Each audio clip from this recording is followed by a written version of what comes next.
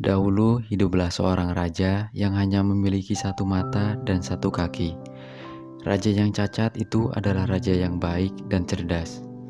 Suatu hari, saat raja berjalan-jalan di galeri kerajaan, ia melihat lukisan-lukisan pendahulunya. Ia lalu ingin memiliki lukisan dirinya, sebab ia merasa suatu hari anak cucunya akan melihat hal yang sama di sini.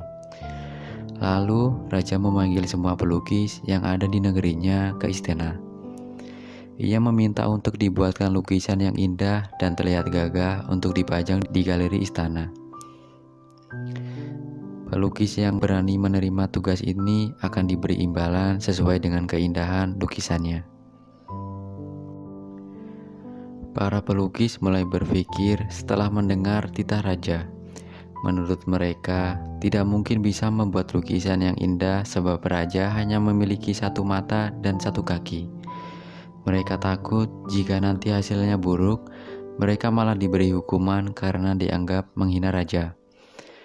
Pelukis-pelukis itu pun satu persatu mengundurkan diri dengan berbagai alasan. Lalu salah seorang pelukis mengajukan diri untuk melukis raja yang cacat tersebut. Sang raja senang dengan keberanian pelukis itu. Berminggu-minggu si pelukis mengerjakan lukisan yang diminta raja.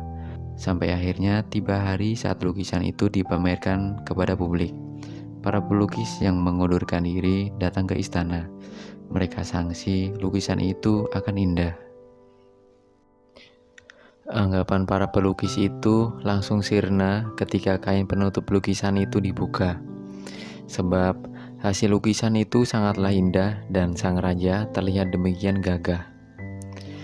Di lukisan raja digambarkan sedang menunggangi kuda yang menghadap ke samping sambil bersiap memanah. Sehingga kakinya yang cacat tidak terlihat dan matanya yang buta terpejam seperti sedang membidik. Sang raja puas dengan hasil lukisan tersebut. Ia menghadiahi sebuah kastil untuk si pelukis. Inti dari cerita inspirasi singkat tadi adalah jangan mudah menyerah dengan segala hambatan.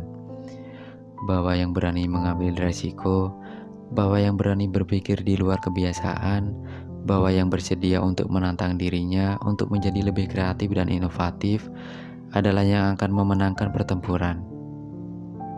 Pelukis sang raja tadi bukanlah orang yang istimewa. Ia mungkin saja memiliki kemampuan yang sama seperti pelukis di istana yang lainnya. Namun, yang membuat ia berbeda adalah ia mau mengambil resiko dan kemudian mencari jalan keluarnya dengan cara yang paling indah. Kita juga dapat belajar dari cerita inspirasi perjuangan pelukis sang raja tadi.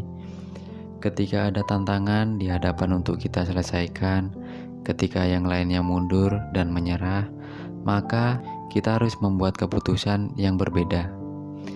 Jangan memikirkan untuk menyerah, tapi pikirkan bagaimana tantangan itu bisa dilewati.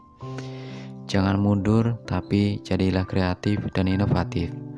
Berpikirlah out of the box seperti halnya pelukis sang raja dalam contoh tadi.